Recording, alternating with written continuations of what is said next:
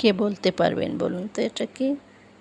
এটা অস্বাভাবিক সুন্দর একটি জিনিস বানাবো আমি।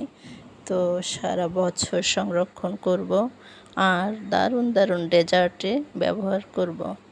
তো এটা হচ্ছে আমাদের খুবই পছন্দের এবং প্রিয় বিটরুট আর গাজর। হ্যাঁ বন্ধুরা, ঠিকই শুনেছ, গাজর আর বিটরুট একসাথে আমি গ্রেট করে নিয়েছি। এইভাবে আমি গ্রেট করে শুকিয়ে নেব, একেবারে মচমচা করে শুকিয়ে নেব। তারপরে এয়ারটাইট কন্টেনারে করে রেখে দেব। আর সেটা সারা বছর আমি নানা রকম ডেজার্টে ব্যবহার করব। এতে কী হবে জানো? একে তো সুস্বাদু হবে, আর দ্বিতীয়ত কালারটা হবে জাফরানের মতো, অর্গানিক একেবারে। তোমরা চাইলেও কিন্তু এভাবে বিটরুট শুকিয়ে রাখতে পারো, আর সাথে একটু কালারফুল আনার জন্য ভ্যারাইটিস গাজর দিতে পারো।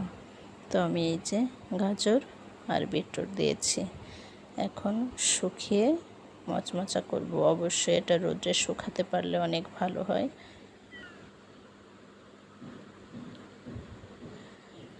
তো এই যে আমি এখন রোদ্রে শুকাচ্ছি।